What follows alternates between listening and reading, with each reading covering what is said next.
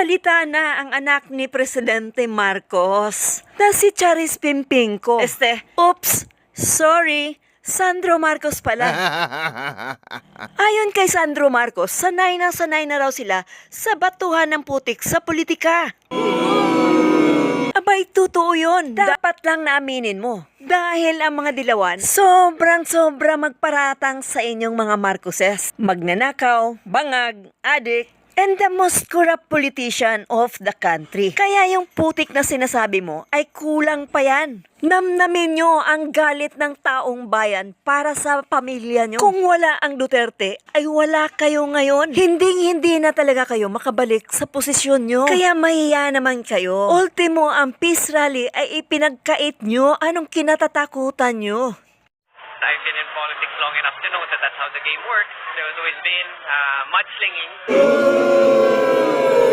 At guys, ito hindi natin alam kung nag-tridor ba itong si Gloria Arroyo sa mga Duterte dahil nakipagsanib siya sa puwersa sa Partido Liberal ni BBM. At ang tanong, makakasama kaya ang hukbong pagbabago ni BP Sara sa midterm election 2025? Ano sa palagay nyo? May unitim pa kaya?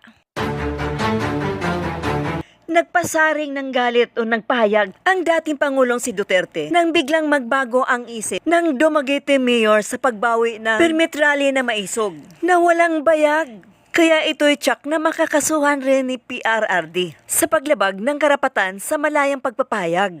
Kaya ang dating Pangulo ay nagpahayag ng dismayado. Pero hindi sila ng patinag, itinuloy pa rin nila ang peace rally. Ewan ko ba kung bakit, anong klaseng utak? Nagbigay ka naman ng permit, binawi mo pa. Kasi tumawag ng mga kayo. Kung gano'n ang style ng local government, napakawalang kwenta.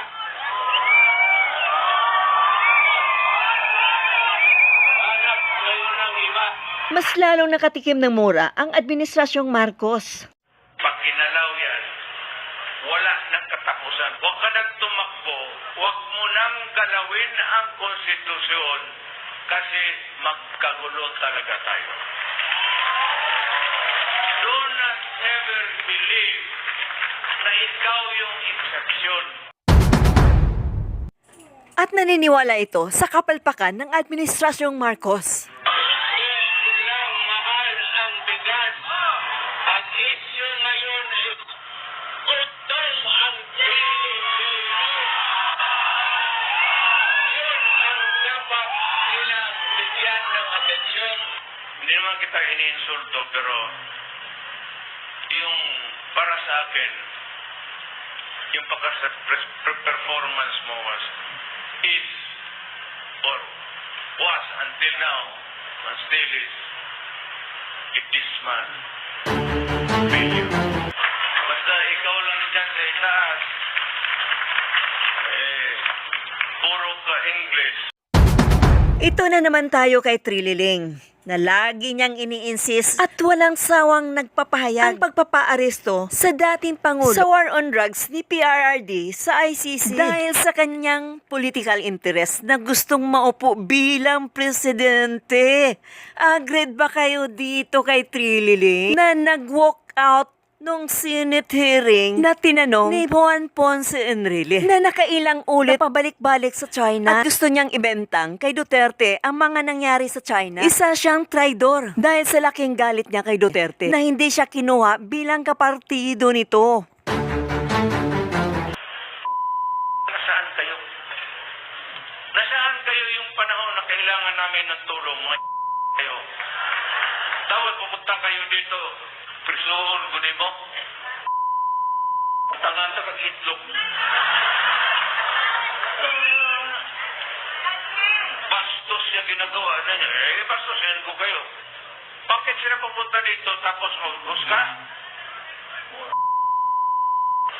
Anong nagawa nila sa akin? Sa atin? Wala! Ayon sa Puting Ahas, may chismis. Ibinunyag ng mga politiko na maaaring maglabas daw ng warrant of arrest ng ICC para kina PRRD at BP Sara. Ito ay ipinipilit ni BBM o si Bangag ang pamilya Duterte kapalit na mga konsesyon sa midterm election at sa 228 election. Kaya gagamitin niya ang ICC upang palawakin ang kanilang termino. But do you think Duterte will allow them o basta susuko na lang? Siyempre hindi, no? Gagamitin ni Duterte ang kanyang impluensya laban sa Pangulong Bangag na si Marcos o sa kasalukuyang gobyerno para mabawi ang kapangyarihan. Ang investigasyon ng ICC sa drug on war ay hindi basta judicial issue, kundi extension ng political game ang pamilya Duterte at Marcos. Anumang hakbang at kunting pagkakamali nito ay mauuwi sa civil war. Siguro ang masasabi ko lang is there is no clear direction with regards to any of these options, except that right now the stance is that we will not coordinate and cooperate with the ICC. Ipinagtanggol ni Sandro Marcos ang kanyang inang si Lisa Marcos sa mga patutsada ni Mayor Baste. Tanawa na ninyo, nana sa interview, tanawa ninyo, maong nang dagway sa itong nasod karon.